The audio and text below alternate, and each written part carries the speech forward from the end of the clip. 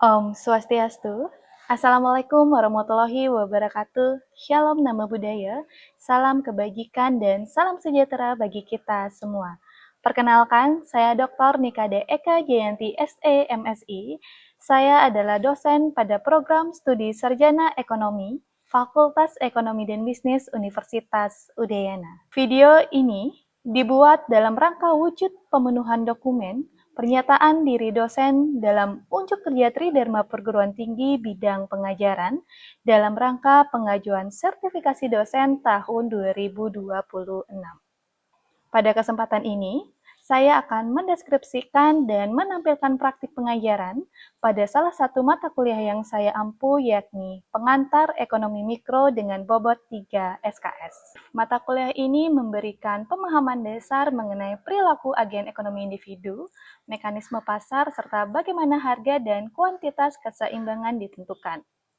Sistem pembelajaran atau mode perkuliahan dilaksanakan secara sinkronus berupa tatap muka atau real classroom di kelas, yang juga didukung secara asinkronus melalui pemanfaatan Learning Management System Universitas Udayana, yakni OASE, untuk distribusi materi dan pengumpulan tugas kelompok.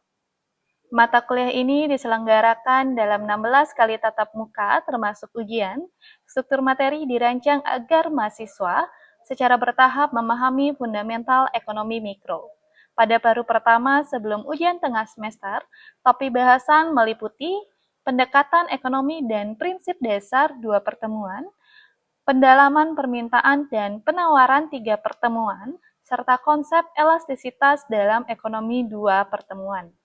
Selanjutnya, pada paruh kedua setelah ujian tengah semester, topik dilanjutkan dengan bahasan kesejahteraan ekonomi 1 pertemuan, surplus ekonomi 3 pertemuan, serta analisis efisiensi dan distribusi dalam kebijakan perpajakan dan perdagangan internasional 3 pertemuan yang diakhiri dengan ujian akhir semester.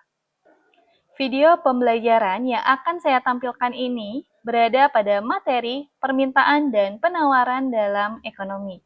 Pada pertemuan ini, kemampuan yang diharapkan atau capaian pembelajaran mata kuliah atau CPMK yang ditargetkan adalah mahasiswa mampu menjelaskan konsep saling ketergantungan dan keuntungan dari perdagangan. Untuk memastikan CPMK tersebut tercapai, terdapat 2 indikator kompetensi utama, yaitu yang pertama, mahasiswa mampu menjelaskan konsep pasar, persaingan, dan permintaan. Yang kedua, mahasiswa mampu menjelaskan konsep penawaran dan equilibrium pasar.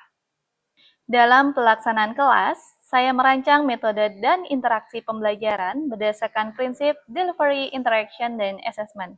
Yang pertama, dari aspek delivery atau penyampaian, saya memaparkan materi tidak hanya melalui ceramah teori, tetapi menggunakan metode case-based learning dan visualisasi grafik pergeseran kurva. Hal ini bertujuan agar mahasiswa sarjana ekonomi dapat memahami implikasi teori ke dalam fenomena ekonomi nyata. Yang kedua, dari aspek interaction atau interaksi, saya membangun suasana student-centered learning melalui komunikasi 2 arah antara dosen dan mahasiswa.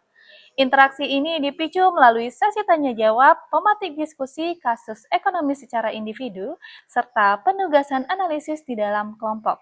Yang ketiga, dari aspek asesmen atau sistem penilaian mata kuliah dilakukan secara objektif dan terukur sesuai dengan rencana pembelajaran studi atau RPS. Teknik penilaian yang saya gunakan berupa observasi partisipasi kelas, melalui tes lisan formatif di tengah perkuliahan, dan penilaian unjuk kerja atau tugas kelompok. Indikator penilaian meliputi ketepatan analisis mahasiswa dalam menginterpretasikan pergeseran kurva, kemampuan memecahkan studi kasus, serta keaktifan mengemukakan pendapat. Demikian penjelasan mengenai deskripsi mata kuliah dan rancangan pembelajaran yang saya lakukan. Selanjutnya, mari kita saksikan rekaman proses pembelajaran tatap muka di dalam kelas. Selamat menyaksikan. Baik, selamat pagi semuanya. Oke, gimana kabarnya hari ini? Baik. Gimana ke kampus tadi, macet nggak? Macet. Kita kita hari ini sudah memasuki di pertemuan ketiga pada mata kuliah pengantar ekonomi mikro, di mana pada pertemuan kita yang ketiga ini kita akan membahas mengenai permintaan dan penawaran dalam ekonomi. Tapi sebelum kita masuk ke materi, kita tentu saja memiliki capaian pembelajaran di pertemuan kita yang ketiga ini ya.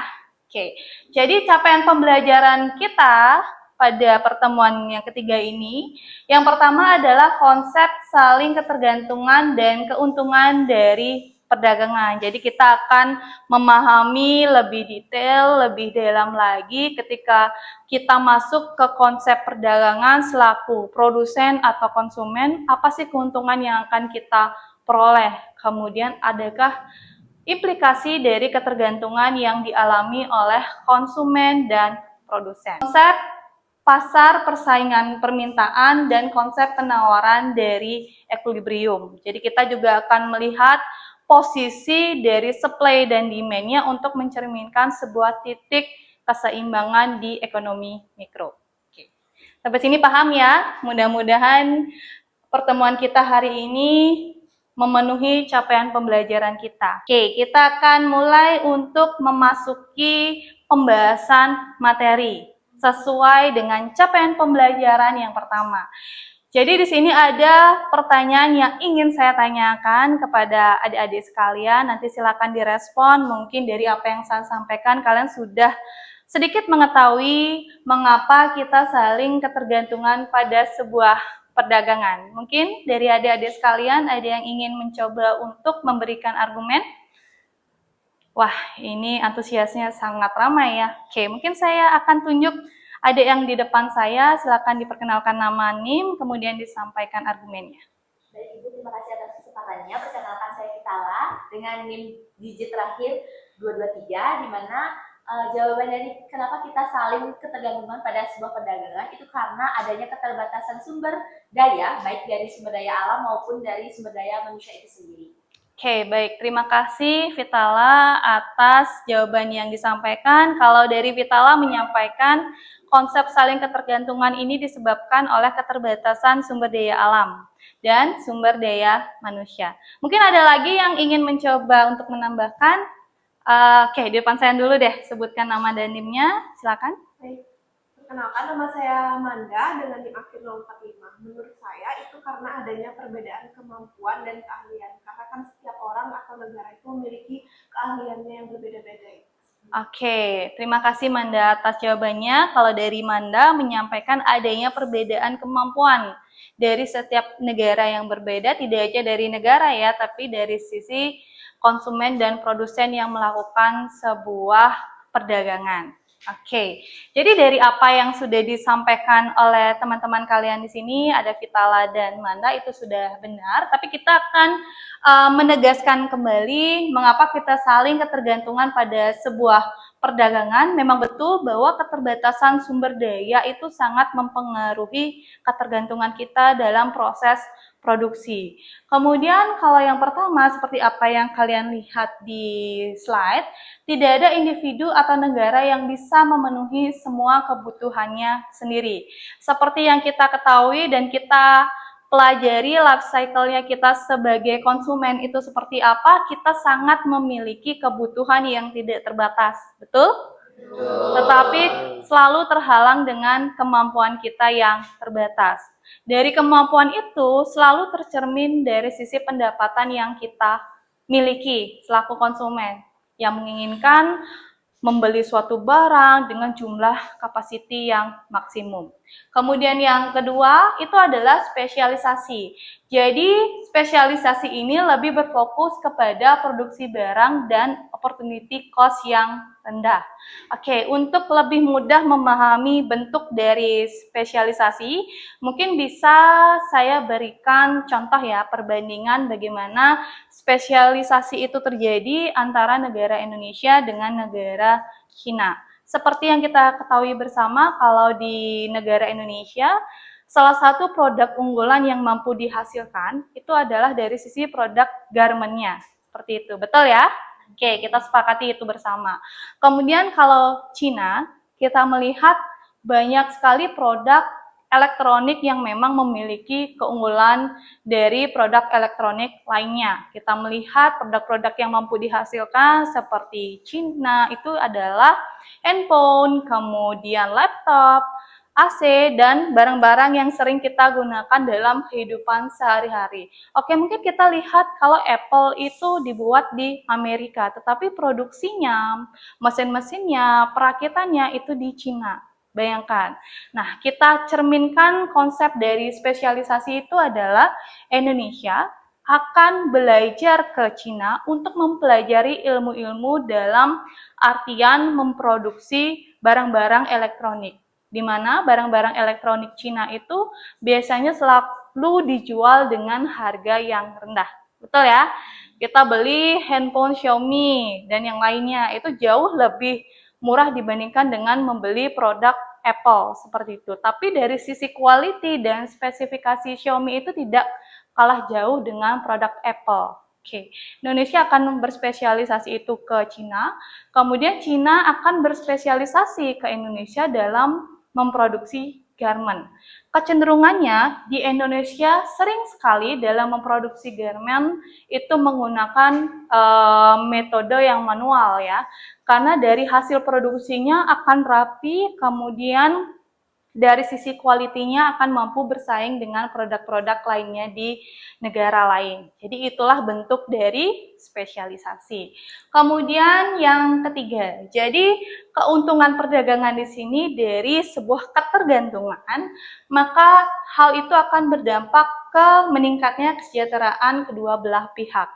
Tidak hanya dari negara Indonesia, tetapi Cina juga merasakan sebuah keuntungan dari sisi dan bentuk spesialisasi antara negara Indonesia dan negara Cina. Oke, kita lagi ingat nih, dalam sebuah transaksi di ekonomi mikro selalu adanya pertemuan antara konsumen dan produsen.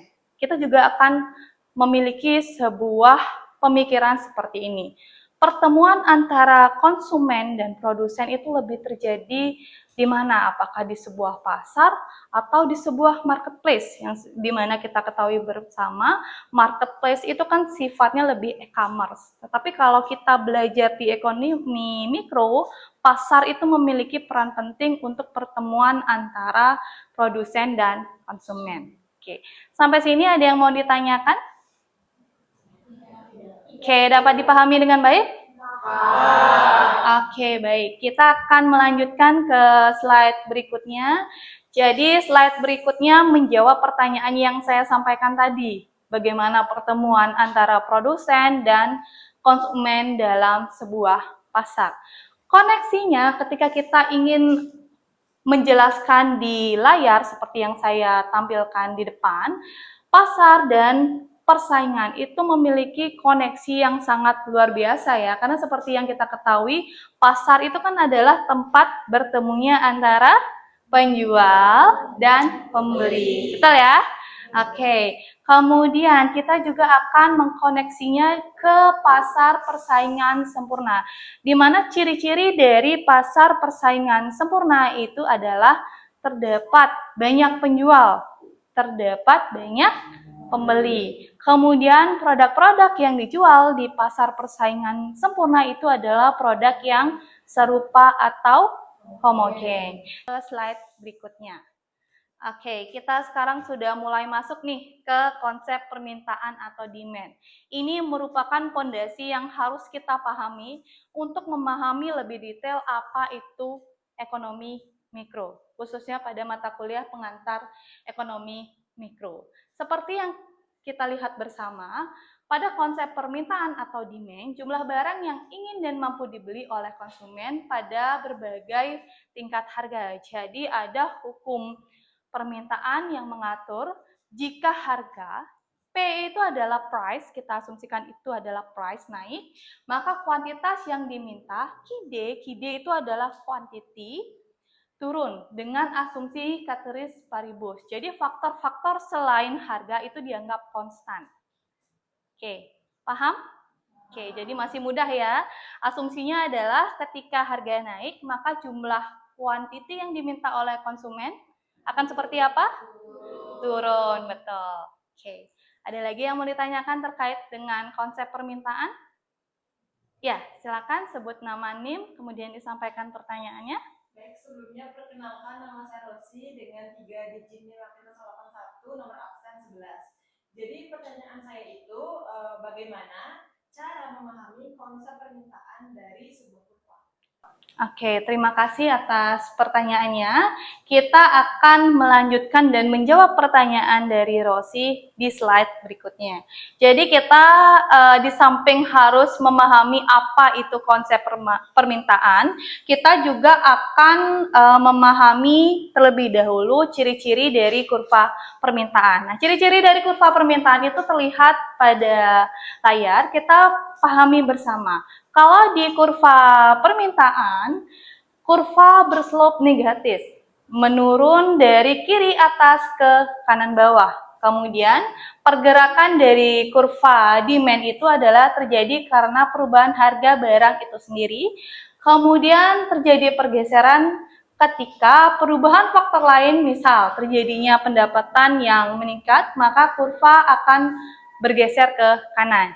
Oke, kita akan pelajari bersama dalam bentuk sebuah kurva karena di ekonomi mikro itu banyak sekali kurva-kurva yang harus kita pelajari untuk mencerminkan sebuah perilaku konsumen. Oke, kita akan gambarkan di papan. Kita pahami bersama apa itu kurva permintaan ya. Jadi di sini saya gambarkan mengenai kurva permintaan. Oke, kita kembali ke konsep hukum permintaan yang sudah kita bahas tadi di awal. Jadi ada koneksi antara apa? Price dan quantity. Karena ini adalah permintaan, jadi kuantitinya akan QD, quantity of demand. Oke. Jadi kita kembali lagi ke konsep dari hukum permintaan. Ketika harga, di sini kita asumsikan harga yang mengalami peningkatan ya untuk mencerminkan sebuah hukum permintaan. Kita asumsikan terlebih dahulu produknya mau apa nih? Dari adik-adik sekalian lebih menginginkan atau lebih sering mengkonsumsi jenis produk apa? Tumbler mungkin ya? Oke, kita asumsikan produk itu adalah tumbler. Oke, tumbler. Kita asumsikan adanya P1 dan P2. Oke, kita asumsikan bersama bahwa tumbler di harga P1 itu sebesar 100.000. Oke. Kemudian harga tumbler di P2 itu sebesar 200.000. Oke, kita melihat bersama bahwa terjadinya apa? Peningkatan harga. Dari apa? Dari P1 ke P2. Kemudian kita akan mengimplikasikan kebesaran QD-nya atau quantity of demand-nya. Jadi kita asumsikan di sini ketika kita membeli tumbler di harga 100.000, berapa jumlah quantity yang akan kita peroleh? Untuk mencerminkan ketika harga naik, maka quantity yang diminta akan turun. Demand itu selalu bentuknya seperti yang sudah saya tampilkan di layar ya, selalu dari kiri atas ke kanan bawah. Nanti pada konsep penawaran kita akan pelajari bersama apa sih sebenarnya perbedaan dari konsep permintaan dan konsep penawaran. Oke, bisa kita lanjutkan ke slide berikutnya? Oke, kita akan. Jadi di slide berikutnya ini adalah mengenai konsep penawaran atau supply. Jadi kalau dari sisi konsep penawaran, maka jumlah barang yang diinginkan atau mampu dijual oleh produsen pada berbagai tingkat harga. Oke, kita sepakati dulu nih biar kita memiliki persepsi yang sama. Kalau di demand itu sisinya lebih ke implikasi konsumen. Ya. Kemudian kalau supply, implikasinya lebih dirasakan oleh produsen. Oke, ingat ya. Oke. Kalau dari konsumen selalu menginginkan price yang rendah. Kalau dari sisi produsen selalu menginginkan laba yang maksimum atau tinggi. Oke. Jadi kalau di konsep penawaran seperti slide yang terlihat di depan, maka hukum penawaran ini sama seperti hukum permintaan, adanya koneksi dari price. Yang membedakan di sini adalah quantity of supply-nya. Kalau di hukum demand ada price dan quantity of demand. Kalau di hukum penawaran ada price dan quantity of supply. Jadi ketika harga naik, maka kuantitas yang ditawarkan akan mengalami peningkatan. Ciri dari kurva penawaran itu adalah kurva yang berslope positif. Naik dari kiri atas ke kanan bawah. Note, dari kiri bawah ke kalau permintaan? Oke, note ya. Itu adalah kata kunci yang bisa kita pegang sampai di pertemuan terakhir agar kalian nggak bingung bentuk dari kurva permintaan dan bentuk dari kurva penawaran. Ini sudah terlihat jelas ya bahwa 10 meningkat ke 20. Berarti berapa besaran yang diterima? Besaran peningkatannya itu adalah 10. Kalau dari kurva penawaran, maka garisnya dari kiri bawah ke kanan atas. Untuk mencerminkan garisnya dari kiri bawah ke kanan atas, itu letaknya akan seperti apa? P1 akan bertemu dengan QS1 atau QS1 dengan besaran 10 unit. Kemudian P2 akan bertemu di QS2, yakni besaran QS2 sebesar 20 unit.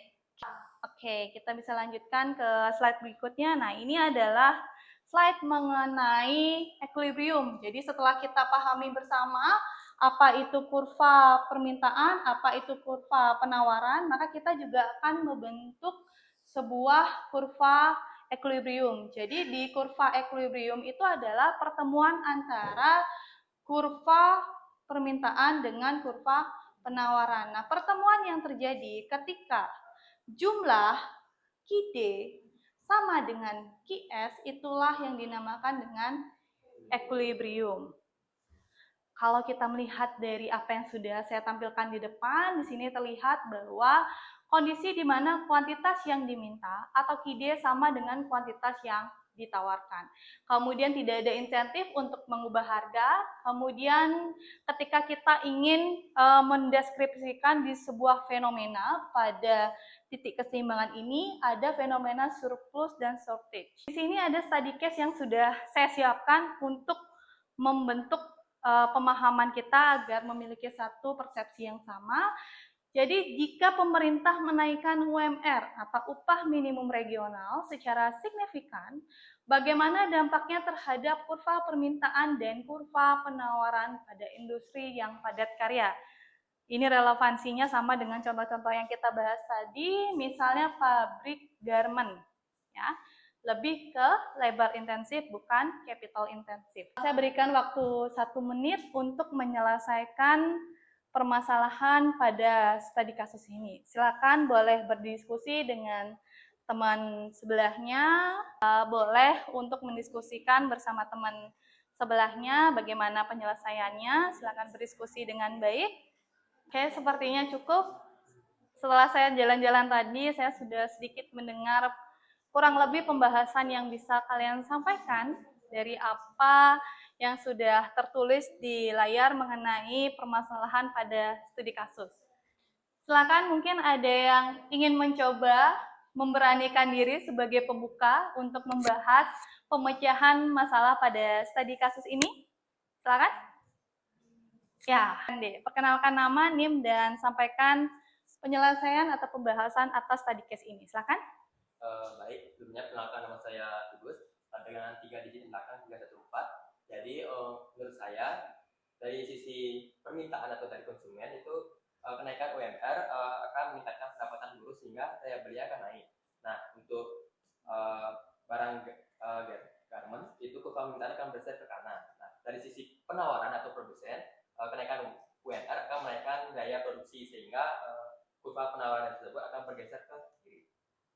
Oke, bagus sekali pemahaman dari Tugus atas penyelesaian study case yang dibahas tadi. Oke, kita akan membahas penyelesaiannya bersama. Oke, tadi kan kita melihat bahwa letak permasalahannya itu adalah buruh yang bekerja di pabrik garment itu sebagai konsumen, kemudian si pemilik perusahaannya tempat buruh bekerja itu adalah sebagai produsen. Kemudian letak penyelesaian permasalahannya ketika kita implementasikan di demand dan supply itu seperti apa.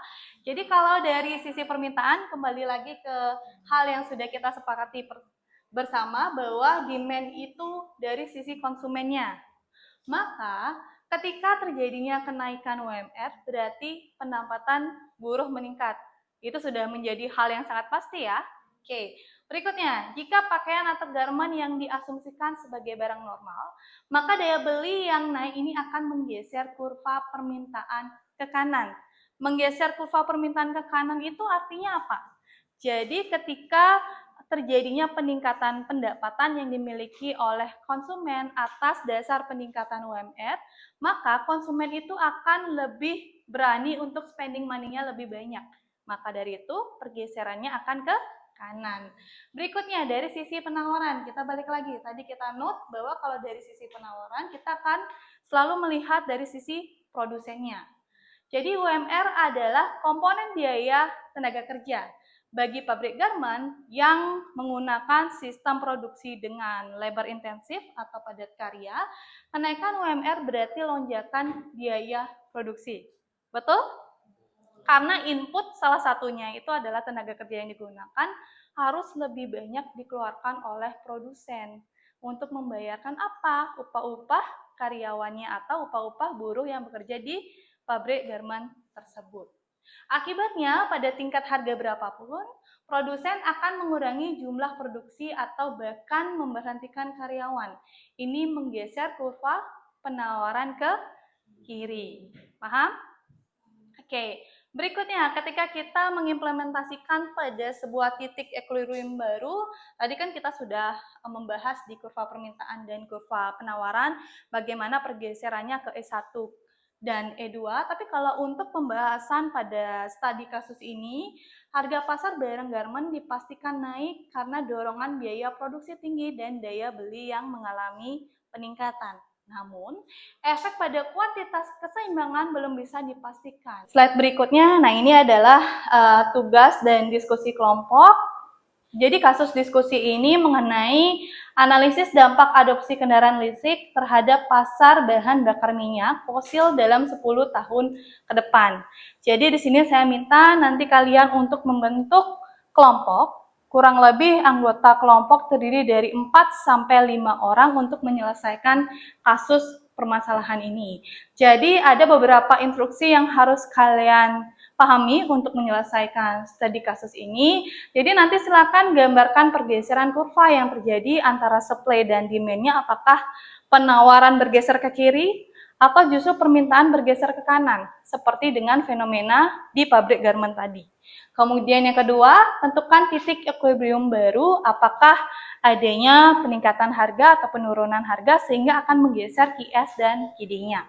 Berikutnya, paparkan implikasi kebijakan bagi negara berkembang dari sisi analisis dampak adopsi kendaraan listrik. Kenapa saya mencerminkan implikasi kebijakan bagi negara berkembang? Karena seperti yang kita ketahui bersama, Indonesia ini masih masuk ke kategori negara berkembang ya.